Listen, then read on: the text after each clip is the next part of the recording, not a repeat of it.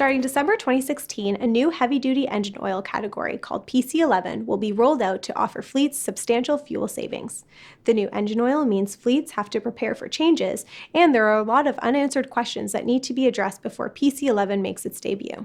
So at a recent event sponsored by Mobil Delvac about the future of trucking, Smyrlis, publisher and editorial director with Newcom Business Media, interviewed Stephanie Jaworski, senior field technical advisor at Mobil Delvac, about the upcoming changes and what the new category means for the transport industry. Have a look.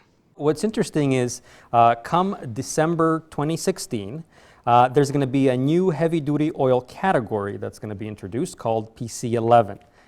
Why do we need this new category at this point? Well, the main drivers behind product category 11, short form PC-11, is the greenhouse emission standards and fuel efficiency standards that are coming down and being imposed on diesel engines. Mm-hmm. And so PC-11 will be there to support and help meet those challenges, all at the same time maintaining engine durability as we meet them. Now, it is more than a year away. That's scheduled to be introduced in December 2016. But even though it's a year away, we're already taking the time to work with our many fleet partners to make sure that they understand what is PC-11 and also what impact it's going to have for their specific fleets.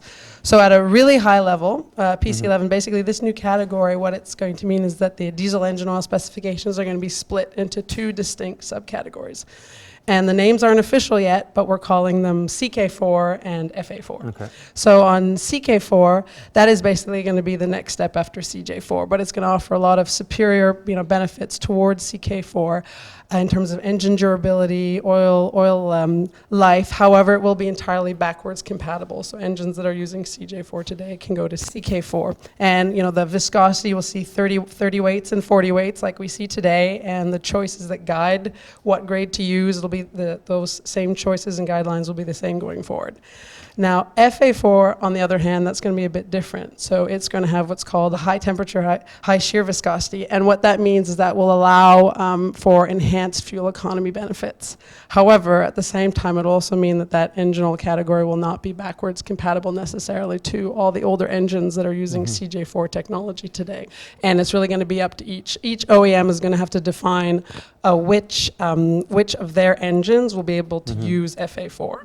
So in some cases, some fleets, if the slate of engines they have will be set, in that set of what the manufacturers are saying can use FA4, then some fleets will be able to migrate completely to the FA4 use subcategory. So some important changes there, and you mentioned one of the ways that you're preparing is you're kind of keeping your customers briefed on where things are going. Anything else that you're doing to prepare for December 16th? Well, certainly. 2016. Yeah, 2016. Engine oil technology is something that we're working on continuously, but if you're talking about PC-11 specifically, it's something we've been working on already for many, many years. And, we've been partnering closely with a lot of the leading vehicle manufacturers, engine builders to make sure we understand what their needs are going to be, how we're going to meet those needs.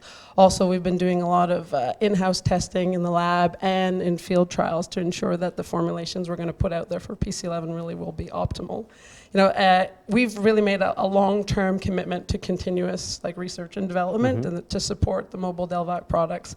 So in order to do that, we try to maintain really close working relationships with the different engine builders and truck manufacturers to understand where the industry is going, what their needs are going to be, so that we're well positioned when these challenges come up, like PC-11, to make sure that we're there to meet those challenges. It's really a continuous process. And the other important thing I picked up from your comments was that this is not going to affect every fleet the same way.